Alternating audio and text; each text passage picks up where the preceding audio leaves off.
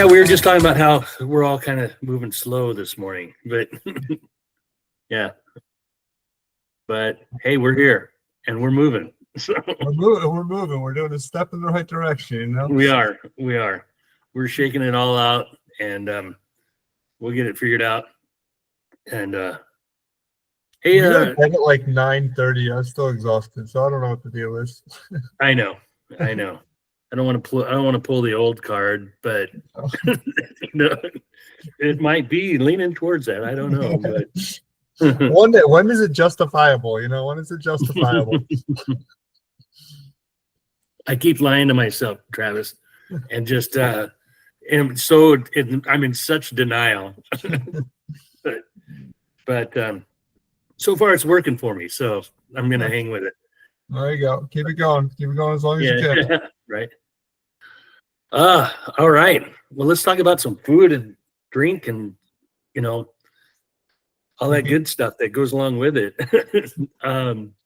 Camping and backpacking and all that stuff. I was just talking with David a little bit earlier about some of these experiences that we've got and what to take, what not to take, how to minimize the amount that you take, but yet to maximize the amount that you enjoy out of it and stuff. Because and I think that a lot of the dehydrated stuff has just gotten so much better over the last few years. And then there's so many different options as far as creating your own meals, and which is a big one too. I know Janice was saying that her and Tom, he basically takes does all that stuff for him. And I remember our session last year, she was talking about different ways of kind of getting around and adding to them, just with whether it's spices or sauces or anything like that, that's going to, just kind of make things less bland. Eating the same thing over and over out on the trail is, that's why, why you, when you finally get to the first fast food place, when you come out off the trail, you just go in there and load up. But so any favorite go-tos that you guys like? I must tell the story like every single person, but I make a Thanksgiving dinner that is phenomenal. I love it. It's okay. It's gonna start with bagged chicken, which is that comes in the tuna fish bags. Those things are awesome. So bagged chicken, mashed potato mix like potato flakes, gravy mix, broccoli. If you can dehydrate the broccoli ahead of time, you put that all into a little Ziploc bag and you add water directly to it. You mix it up. You're eating potatoes, gravy, and everything with it. It's just a great filling meal that's got a ton of calories. Yeah, no, that sounds amazing too. Yeah, anytime that you can get that, sort of that comfort food going, for sure, definitely is a bonus. And that meal takes up zero space. Like literally a whole thing of it fits into like the bottom half of a Ziploc bag, and it's perfect. Yeah. And some of those, like the peak dehydrated foods, 2 servings, you get out on the trail and you think, I can take one of those out in just one sitting. And I know for me, and I got to be honest with myself, that when I'm out backpacking, I don't eat as much. I don't really, now my body's using a lot of calories and I need to replace those calories, but boy, sometimes I have to force it. I just want to, now you put a 6-pack of beer in front of me, though, I'll take care of that. But so, but that's a whole different thing there. Are you talking about the food in the bags? Yeah. So if you look in the picture right there, you see how he's pouring the boiling water into that Ziploc-ish bag. That is it's called a freeze-dried meal. And what they'll do is they make them with all sorts of combinations now, which is pretty cool. So when you do it, it takes about averagely 7 to 10 minutes to to rehydrate. So you have to pour the boiling water, zip the zipper closed on the top of it, wait the 7 to 10 minutes, and then you got a pretty decent meal. We take for granted what we know from REI because we're there every damn day. But the Ziploc meal, the freeze-dried meals are actually coming along a really long ways. There's companies like Peak and Good to Go. Good to Go is using much more natural ingredients and a lot less preservatives, even though they're preserving the heck out of things.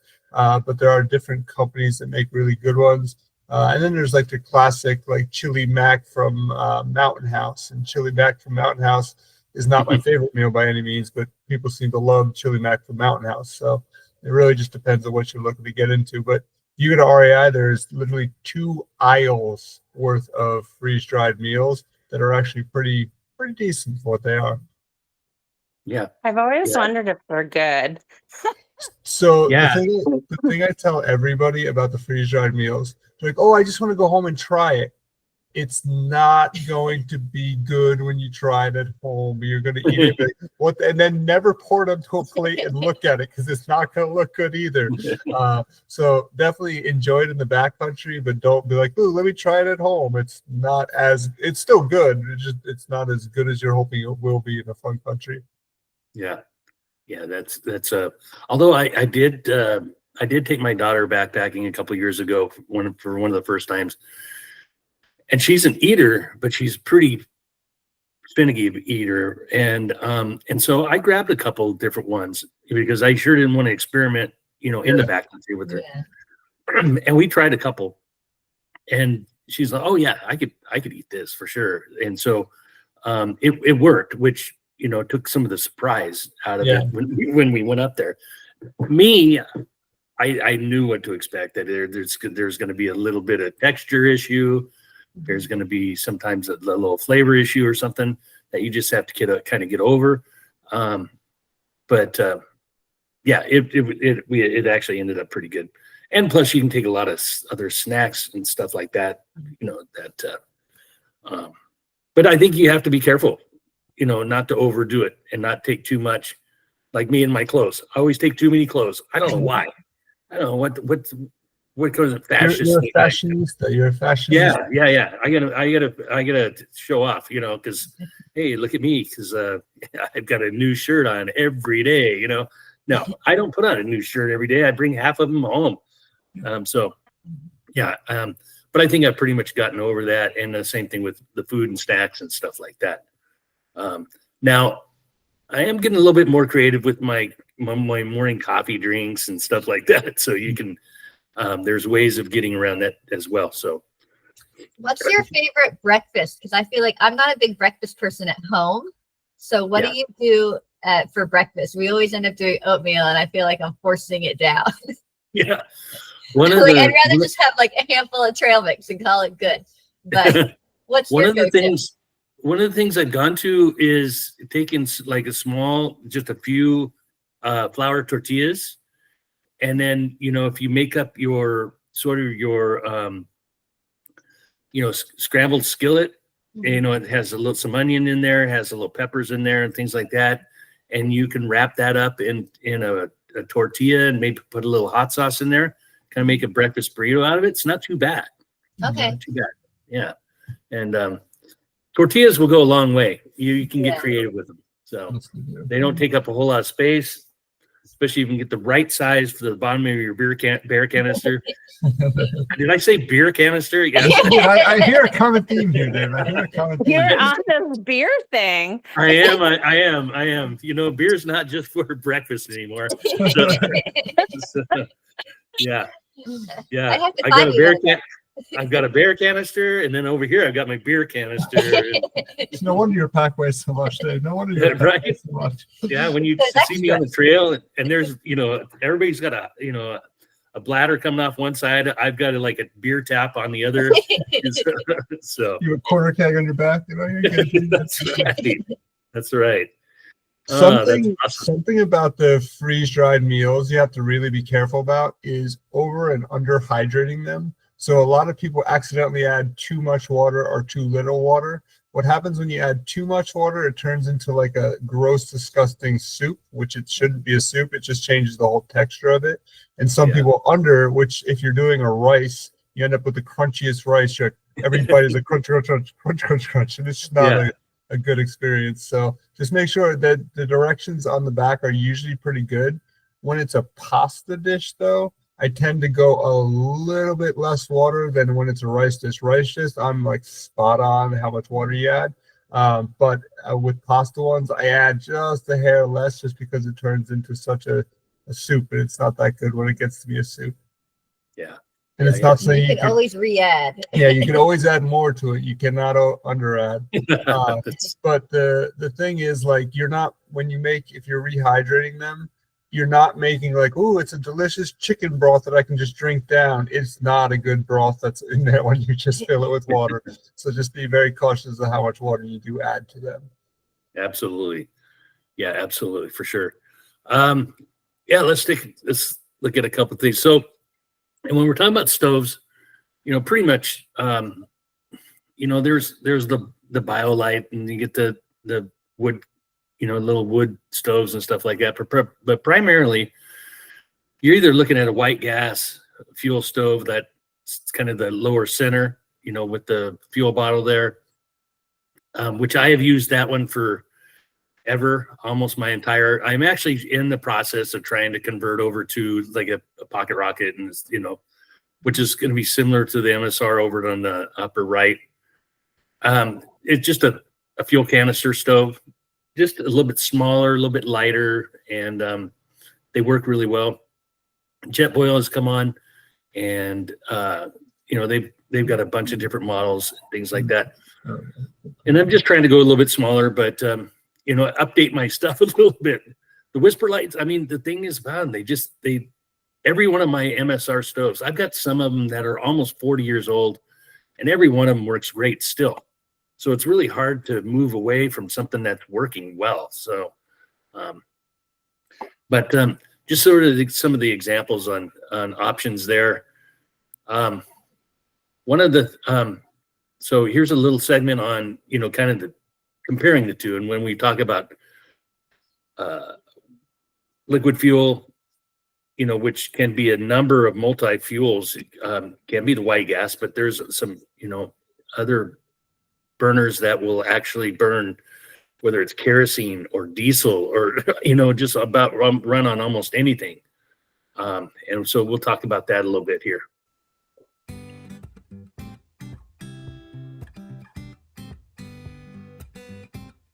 Hi, my name's Liv. Today we're going to talk about the differences in backpacking stoves and the fuel that they need.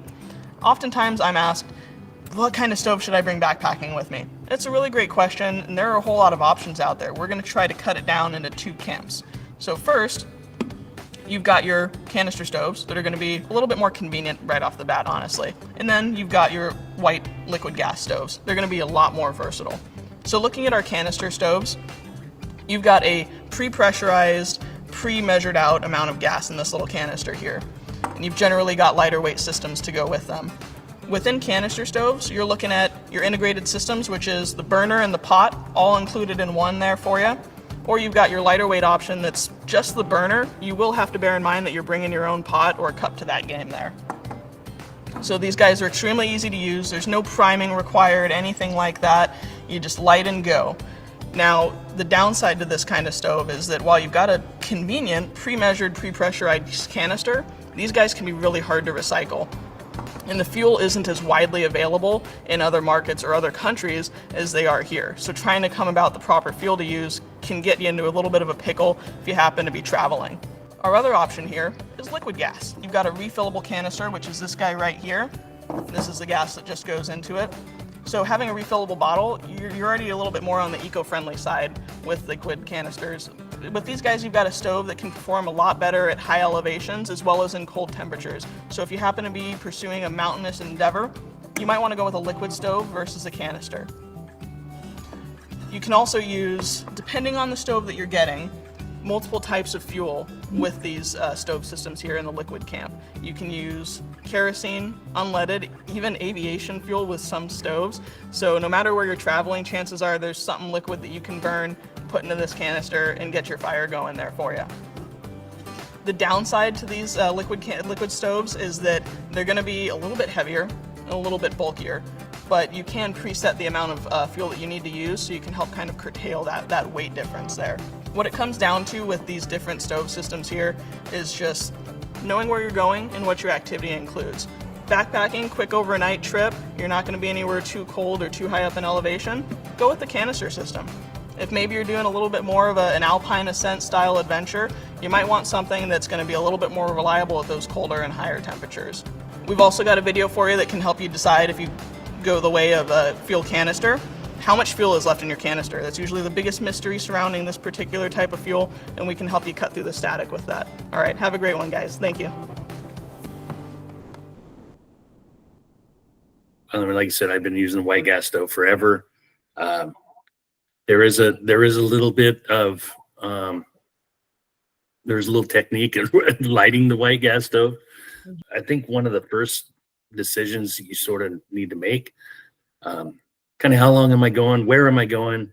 Is canisters going to be, readily available? Those kinds of things. Anything on add to that, Travis, that you kind of see or come across? I think I am a huge proponent of the Whisper Light. I've had one. I'm not kidding. I've had one for 25, maybe even 28 years at this point in time, and it's the same one I've had for 28 years. And you know what it still does? Works. And and anything that's ever broke, you can fix it in the field. So it's a great system. The learning curve on it is fairly high. So once you figure it out, which takes it a little bit, it's very scary. Afton knows how to use it. Afton can use it. But Afton was a little freaked out when she saw a ball of flame coming out of the top of it. She's like, "Oh my God, what's happening?" So it's an intense stove to use. But once you learn that you don't need to have a giant ball of flame coming out the top of it to get it lit, it's a much easier stove. But once you dial your systems in, it's really nice. And it's so versatile and it works everywhere, does everything. But now with the new systems like the canister stoves and things like that, it is so easy, especially for a lot of people that are just going backpacking for the weekend and they're only going to do 2 trips a year. There's not a chance in heck I'm going to sell them a Whisper Light stove. I'm going to send them out with a wind burner or a jet boil or something along those lines, because it is such an easier use stove that they don't have to fuss with it. Is there drawbacks to it? 110%, but it's going to meet their needs most of the time. So I think that's usually I go with a canister stove for most things like that. Yeah, exactly. And you were talking about that learning curve on just getting it lit and running it properly. And if you're not going very often with it, you basically have to do that learning curve every year. I mean, it's like, because there is a little bit. I remember I hadn't gone backpacking with my Whisper Light for probably 5-10 years. Yeah. And I, I'm like, okay, I got to prime this thing, but I misjudged the amount of priming on it, and I did have a big old ball of. And David and I were actually just laughing about it, because luckily I had to set up on this big rock. Yeah, right. You can burn the forest. And I'm looking at this thing going, uh-oh, not only that, but you have this big red, fuel bottle sitting right next to this away from it. flaming fuel, thing. And I just had, horrible visions of what could happen here next and stuff. And, but since then, I've, gotten around to it, and it's like, no, it is still sort of a little bit scary and nerve wracking. But, and there is a little segment on here on lighting that I added to this. So, just to kind of confirm what we're talking about. But wanted to talk a little bit about, because one of the things is, hey, do I have enough fuel? Can I, and luckily now there is, the valves that you can transfer some fuel from one canister over into another, just to kind of, so you don't have all these partials. And so you can conserve fuel, and you can, and you have some options with these too.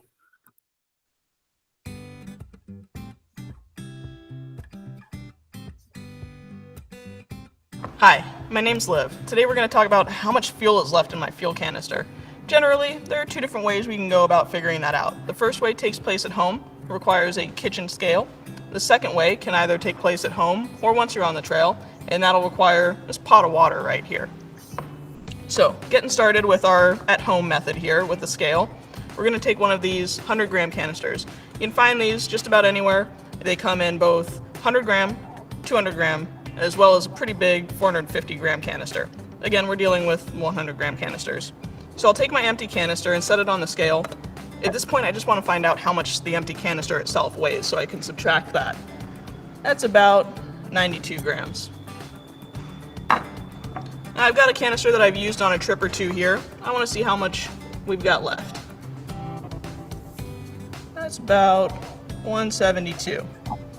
So if I subtract just the weight of the metal of the canister itself versus what I've got here in my used canister, I can find out what I've got left to go on my trip with, and that's roughly 80 grams there.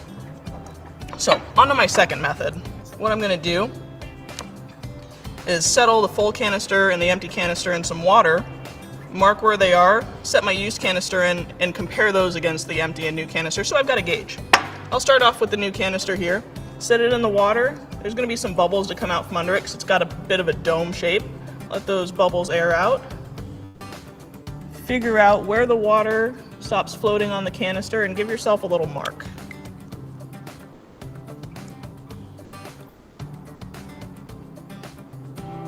All right. Step one done. Now we've got the empty canister. Let's weigh this guy. Let those bubbles out. Come on. Find a good place to mark it. I like to look at the font on the side, a logo, anything that I can help orient myself when I'm applying that permanent marker. All right.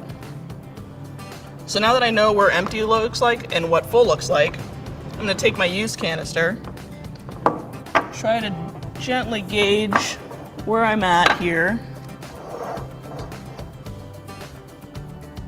with my empty, with my full, and now settle it in here. Let those bubbles out.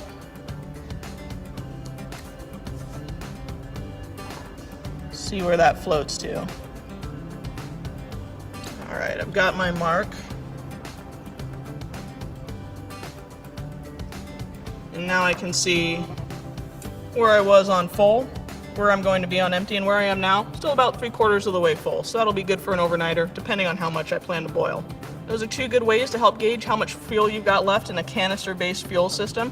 If you guys happen to have any other questions on fuel-based stove systems, we've got a couple videos for you to watch and gain some more. Thanks for watching. Yeah, so that's kind of a helpful thing too, is I mean, a lot of times you can't really, there's no fuel level gauge on these things. And you can lift them, shake them, whatever, but you don't really know what's really in them. So yeah, well, I mean, you can do that before a trip. If definitely what you don't want to do is jump into a trip thinking that you've got a full canister and come to find out, you're out for 2 or 3 nights and, you just, made yourself dinner and, it didn't even make it all the way through dinner.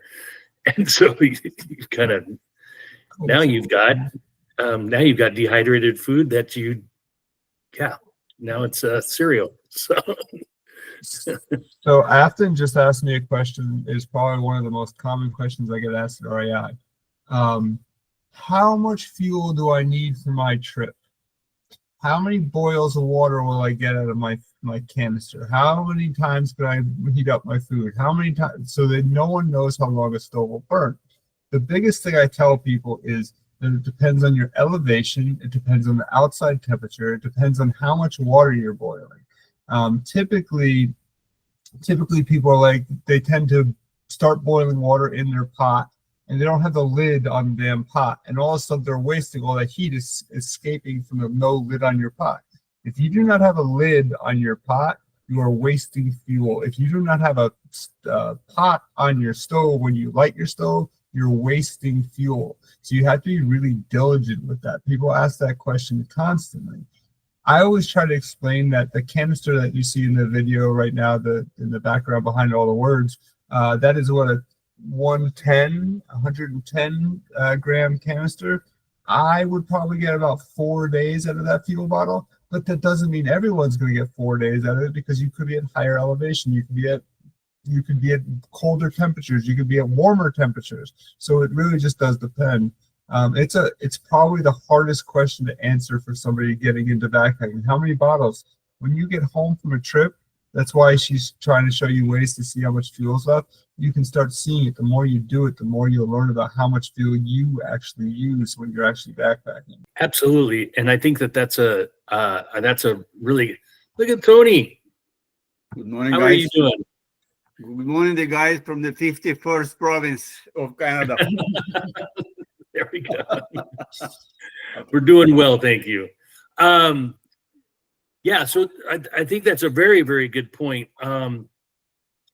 And because you're going to kind of get used to what you can burn, how much you're going to be burning, and you know, when you first get into it and kind of determine, you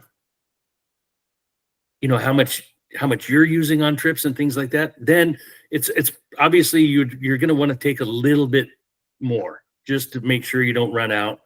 And then you can downsize from your trips from there as you develop that experience and so forth. So You're saying a little bit more or much more, Dave. Remember our Kearsarge experience or whatever. Yeah. And when they shared your excess share, excess, volume. So with them not young hikers, you remember that? Yes, absolutely.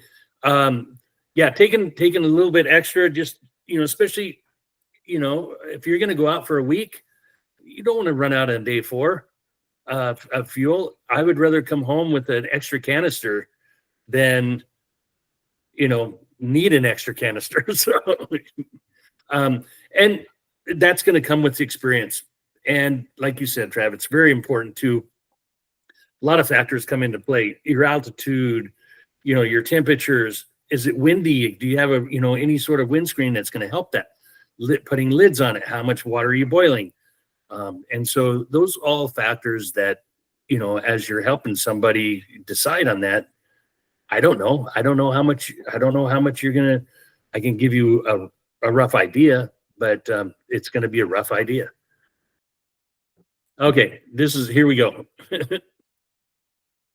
Get the fire extinguisher out. Hi, my name's Liv. Today we're going to talk about how to prime a liquid fuel stove. Basically, what priming is it's just preheating this type of stove. We want to find a way to get the liquid gas that's in this canister through this hose and have it vaporize. That's what we're going to cook with, that gas, up here in the burner. Before we get started, I do want to emphasize that if you guys are going to be testing out your cooking gear or using it, just be sure that you're doing so in a well-ventilated area. All right, kicking things off here, your stove might look a little different than mine, and we'll walk through those differences as we encounter them, but you want to make sure that you're connecting your liquid fuel canister to your stove right down here, and then we're going to open up the fuel canister, allow a little bit of fuel to pull into my cup right down here at the bottom. So I've already pressurized my canister here, now we're just going to let a little bit of fuel into the priming cup. Little bit. It's a lot. Now that I've got a little bit of fuel down in my priming cup, I'm going to check all of my access points here in my work area, make sure that I don't have any fuel having leaked, and then everything's nice and closed. Perfect. Always want to make sure that your fuel canister is closed off when we light this guy up.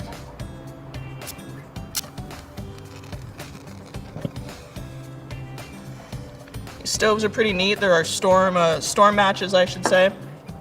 They're not going to go out, so you just got to let them burn himself out there.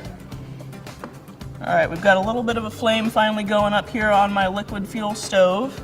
This flame is heating up that little metal tube there in the front. And what that metal tube does is once it gets nice and hot, the liquid fuel then vaporizes as it hits the burner, and that's where you get your gas from. All right, now that we've got a little bit of a flame here, we're gonna open this guy back up.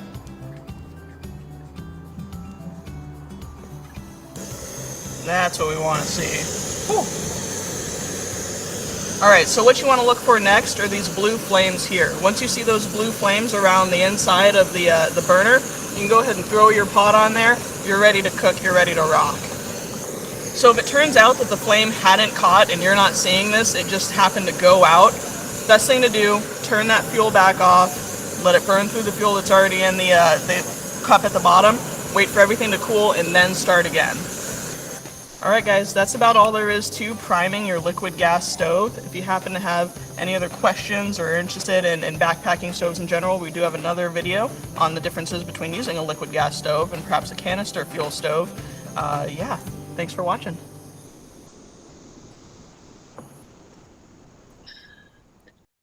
Anyway, I thought that was an interesting one to kind of throw out there. But let's talk about food a little bit here. Let's so a lot of different options. Travis, we kind of touched on a little bit of it, you know, backpacking lunch ideas. I mean, there's, you know, you can make stuff or you can just bring stuff.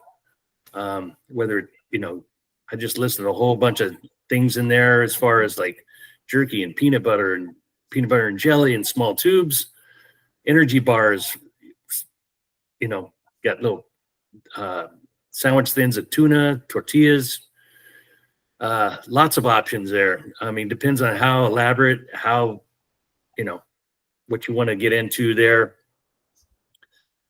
And then you got this one, which is the big one for everyone. Dave. Yeah. You like tea, huh? Yeah, tea's I love it. And it's kind of obvious. I mean, Tony, I remember you brought in like the Starbucks little freeze dried. And I remember on our first trip together when we were coming up, and I looked over, Tony's got his Starbucks going and stuff and I had coffee envy. I was just, I don't really have, all I have was some just dumb little, so I did have coffee envy on that. So I usually just add, after a while, I just add my coffee to the cereal morning breakfast instead yeah, of there you having go. separately coffee alone. And that works fine with me because obviously you're reducing the number of pots that they need to be washed back and forth. So you obviously, you rationalize as much as possible up there, as we all know. But can I return back to the stove for a moment, Yes, Dave? The one that was demonstrated or presented there is obviously so-called white gas, right? Yeah. I had that one on my first JMT, hike from Cottonwood to Meadows up through Crabwood to obviously Mount Whitney and down to the Portal. And my problem was always igniting it, kind of letting too much gas poured in so that when finally I got the flame going, it would blow up into like a volcano. And at one time I burned my eyebrows a little bit, not much. So this is a thing that I kind of wanted to mention. But within that, then I went to the isopropane gas. I think it's propane or whatever. And I found that much more practical, much better, and much more convenient and much lighter to carry because this white gas, the canister, it's quite heavy. So that's my contribution regarding the stove subject, if you don't mind. Yeah, and before you joined us, actually, Travis and I were talking about that too. There is pros and cons, and the ease of use of the fuel canisters, no doubt. I mean, you screw them on and light it and go. We were talking about the learning curve as far as lighting it, because it is, I ran into the same situation after not using it for a number of years and having to relearn. It's like, okay, yeah, I had way too much fuel. It doesn't take very much at all to get that thing going. And you can put too much into there, and next thing you know, you do have sort of a big, you got a fireplace going. So it's you might as well get the sticks out and roast your hot dogs on it. But there's you kind of have to, look at what you're doing and where you're going and how readily available those canisters are. If you're traveling outside of the country, maybe they're not so available. So yeah, a lot of things to take into consideration there too. So what are some of the other things, Tony, you like to take as far as food goes? The food, obviously, because the way you buy them in the Tetra Pak or whatever is that, packaging there, it's rather bulky. So your bear canister gets filled up very quickly when you're preparing for a 7 or a 10-day hike. So I usually took that out and put them in the mini Ziploc bags. And that way, I, of course, reduce the volume, I don't know, down to maybe 30% altogether. And still the dry food remained, intact relative to the humidity that would otherwise come in and all that. I obviously left in the pouch that is absorbed the humidity. And that worked very well for me. And I think because obviously, again, that bear canister gets filled up so quickly with the dry food, particularly in the evening when you have to put in everything, the toothpaste, the deodorant, whatever, and so that's my experience. And again, maybe a contribution that you guys are most likely fully aware of, but just in case, yeah. Mm-hmm. Yeah. One of the things that I've been doing now, because I think I had this conversation with Janice last year, but I was asking her if you could actually put your boiling hot water in a plastic Ziploc. Is it going to melt it, or is there going to be a problem with that? And I believe she said that you can. Really freeze dried one, in the freezer one, not the sandwich one, but the freezer bag one. There's two different style of Ziplocs. There's freezer style Ziplocs, and there's just sandwich style Ziplocs. Yeah. The freezer ones are thicker gauge grade plastic. You can do it in the freezer style. Gotcha. Okay. Because one of the ways that I've been getting around that is, I separate mine out into Ziploc bags too, but I've never actually gone with the boiling water in that. Well, what I've been doing is I'll take it out of my the original container and I will put it in a Ziploc. And let's just say I'm going to go for, say, 2 or 3 nights. I'll separate all that out. And then I'll actually take one or two of those original Ziplocs that are now empty, and I will put it in the bear canister with me. And that's where I'll mix all my food. And I'll actually use that in the pot. Okay. And I pour my Ziploc into the original packet, and then I can add my water when it's boiling, and I'll make it all up, and then I'll clean all that out, and I can kind of just rinse that. I don't care really if it's completely rinsed out, and then just kind of use that almost as a dish, as a mixing pot. The other thing that Janice was talking about, and like you were saying too, Travis, is pouring your hot water into a freezer bag. Is Janice found, and I can't remember what it was, it's almost like a neoprene pouch that she puts her Ziploc in so that it's not hot, and you can actually hold it, you can move it, and it also helps hold that heat so that in a Ziploc, by the time you're getting done, it's not cold, or you're losing all your heat, especially if you're doing an evening cook or something like that and it's cold and windy out. I mean, your food can get cold pretty quickly, especially once you get down towards the end of it. So there's little creative ideas that you can kind of get and kind of work out. I can talk on this stuff for a long time, so I'm going to try to make this as short as I possibly can.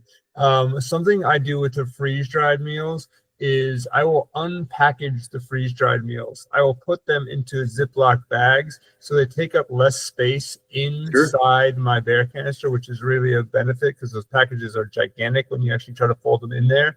And I will keep 2 or so of the freeze-dried packages, the biggest zippers that I have, so I can finish my one from the previous night and then pour in the next one for the next night, and then keep redoing it as I go. So it saves space in my bear canister. So I'm literally carrying only a Ziploc bag of the portion of food. The same premise though, if you're making your own meal, bring one freeze-dried meal and use that bag to rehydrate everything, and you can just cook it in the freeze-dried meal bag, because that one's durable enough to pour everything into, so you can save yourself some time and effort trying to boil it in your pot and messing up your pot. I know Athens heard me say this a dozen times at every trip we've been on together, is that I do not like putting food inside my pot ever, because it's such a pain in the rear end to clean up. So I'm going to just I always carry, I refer to it as a dip cup. A dip cup is basically a cheap dollar store measuring cup that I take a scoop of boiling water out of my pot and I pour it into my bowl or whatever I'm eating out of. So I'm never getting food in my pot, because I try to keep my pot as clean as possible. But that's just, again, my style. It doesn't mean it's the only style. The other big thing for me is that when you are actually in the backcountry,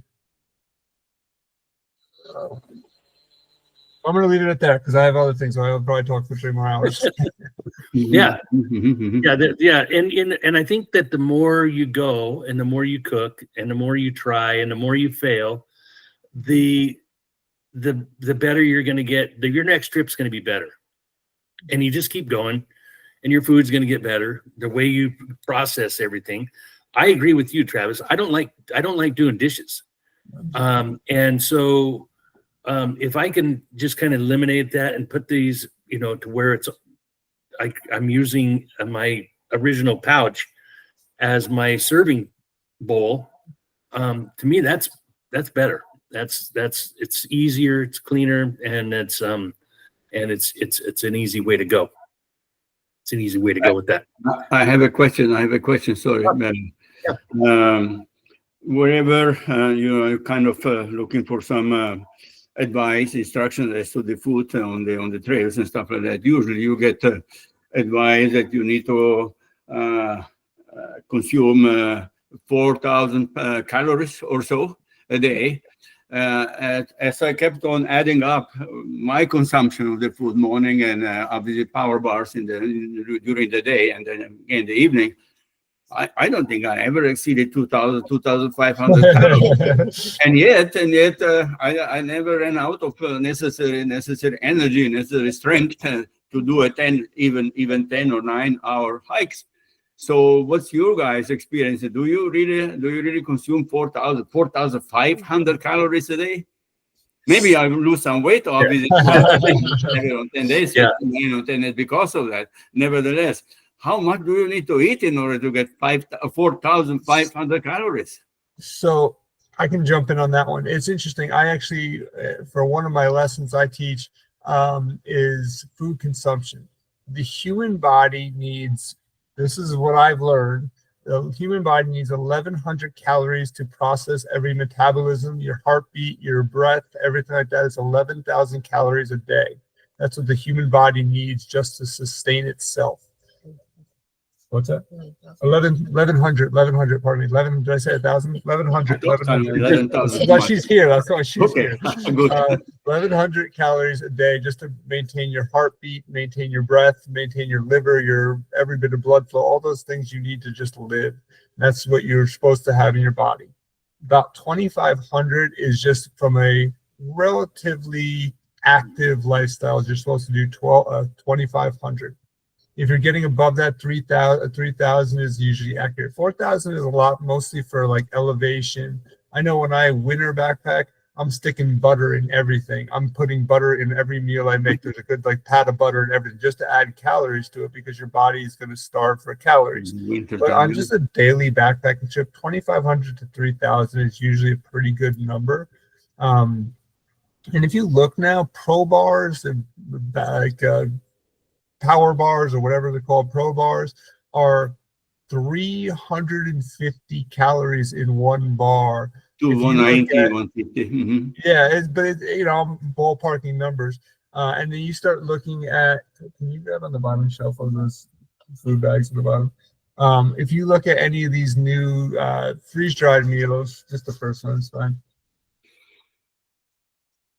So, hey, breakfast good. So beef stroganoff noodles.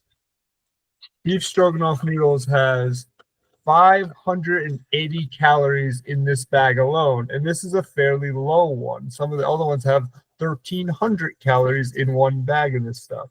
But they're also gonna, let's see if I can do this. It's not gonna flow. This will say one serving is 290, two servings is 580. So it's a, oh, how do I get that glitched? Not the glitch. Sorry for the glitching. Yeah.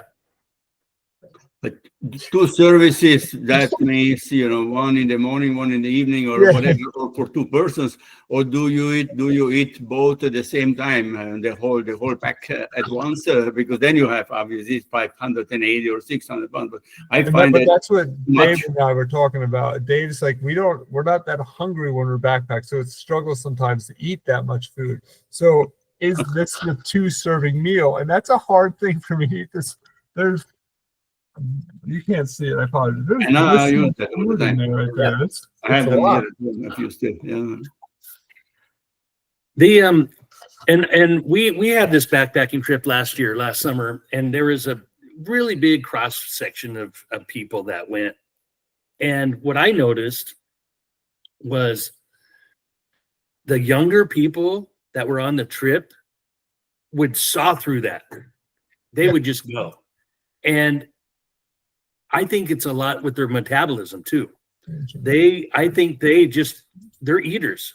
I think if they sat home on the couch all day, they would eat twice as much as I do. Still, yeah, sure. And so I that's one thing too. And so I think it is sort of a personal thing.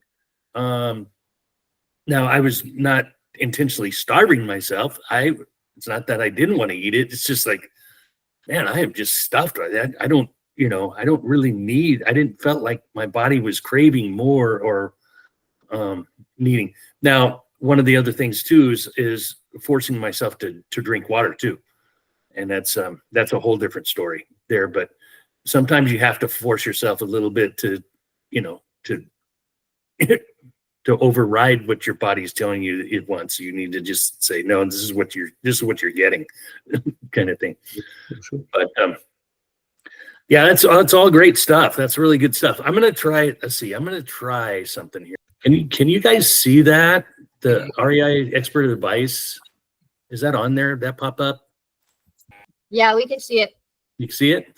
So this was actually, so it's not a video. This is just one of the postings that under REI's expert advice, but it was a big section on backpacking food, ideas, meal planning, and you can see it goes very elaborate. We talk about just exactly what we were speaking of, 2,500 to 4,500 calories of food per day, what type of foods, everything. I just thought that this was very informative. It's got a lot in there as far as, how much should you take? And it kind of depends on, how much you're willing to carry, what type of food you're willing to carry. And we try to figure out, the amount of what you're going to be taking, if you're going to be out for 3 days versus 5 days or what have you. Trying to consolidate. The packaging is another thing. Is a really good way of reducing some of your bulk. And we were talking about, if you got like the Ziploc bag over on the left versus the packaging on the right. And talking about taking little sauces and things. And one of the favorites is, Taco Bell sauce in a little packet, is a good way of spicing things up a little bit, and really small and light packaging. A lot of different ways. Dehydrating your own. People do that, at home themselves. Yeah.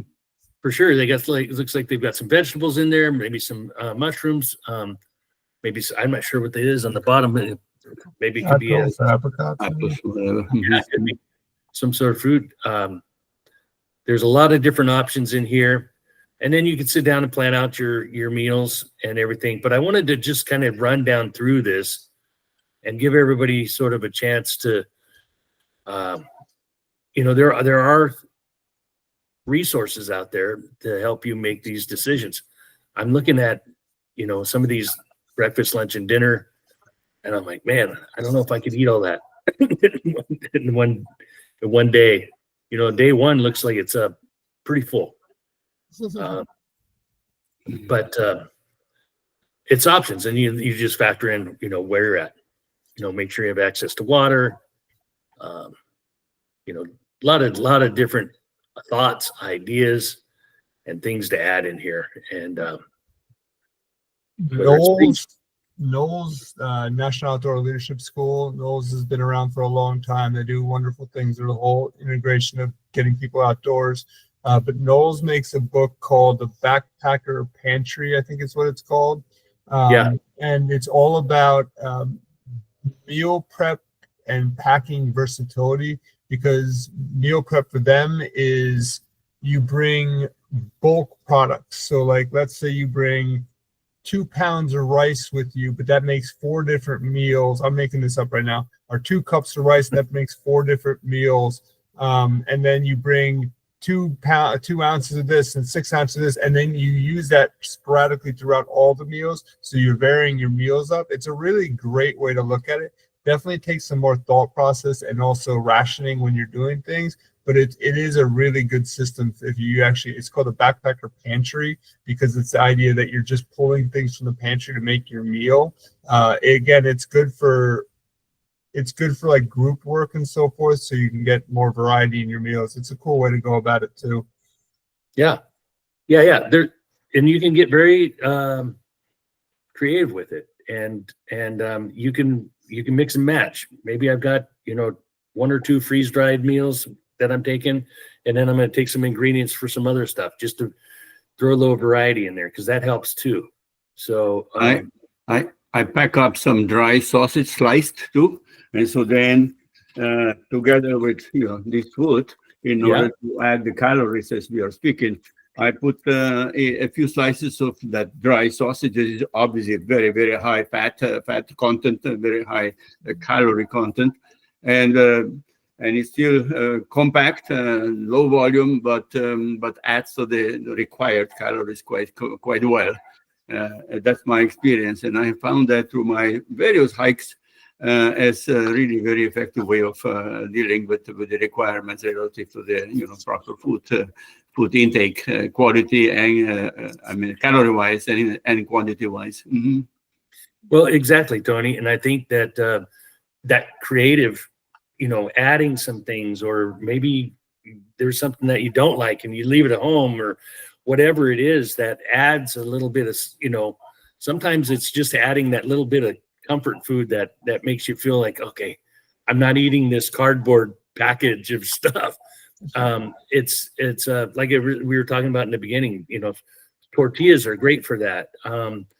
And like you said, sausage, just a little bit to that, to add a little bit of pleasure to because you taste, better taste, because obviously this backed food is not necessarily super tasty at all. Not always. Yeah, it's so dull usually. Yeah, and that's why they were suggesting having some sauces, or having some other things to add to it, whether it's seasoning or whatever. To those are all lightweight ways of adding to that experience, and helping having an enjoyable experience, because that's, nobody wants to go out for a week and just eat dirt. So you're right. So yeah, that's all really good stuff. That's kind of all I've got for today and everything. So Tony, just to let you know that we missed you for a few. I know you've been out in British Columbia, but so we're starting actually at 7:30 now. So we started a little bit earlier, 7:30 to 8:30, and but it's just kind of makes it a little bit easier. I know we're in your time zone. We're taking time right out of the middle of your day. So I'm now back in Toronto, about 3 hours earlier again. Yeah. But obviously, that could help me some. Yeah. Yeah, I was so glad to see your face pop on earlier. So it's always great to have you join us. So today too, you started half an hour earlier. Yeah. Okay. Yeah, Okay, so- okay. Sorry. So I just thought I'd let you know about that one. But I- yeah. Anyway, I missed it. Probably I missed it. Yeah. Mhm. And so that's about it. That's about what I've got. And Tony, just so as far as, because we were talking about a permit for Mammoth to Yosemite, the good news and bad news on that, one, that there are permits available, but you can't, the permits that are left, you can't apply for them until 2 weeks before your trip. So those are our options. So, and if we're looking at the end of August, obviously the 1st of August, we won't know if we can get a permit or not until then. So it's going to be sort of that kind of thing. But anyway, we could talk a little bit more about that. Let's touch bases at that time then. Yeah, about it. Yeah. Mhm. Since I had you right there, I thought I'd mention what I'd found out on that. So, all right, everyone. Always great. I appreciate everybody jumping in and throwing stuff out here. We've got, I think, 1 or 2 more backpacking get-togethers. We get to talk about campfires next week. Do's and don'ts, permits, responsibility. Yeah. And then we finish up with protection. And when we talk about protection, we're talking about everything from sunscreen to, water purification, bear canisters, all that type of everything kind of falls underneath that. And then kind of talk a little bit more about that. But all right, everyone. Hey, have a great week. Tony, great seeing you. We'll be chatting. Thank you, Jennifer. And we'll catch everybody next week. I appreciate it. Bye, Thank bye, you. guys. Have a great day. All right. Bye. Take care, everyone. All right. Hey, everyone. Welcome. If you're watching this, you're already participating. We'd love to have you join us.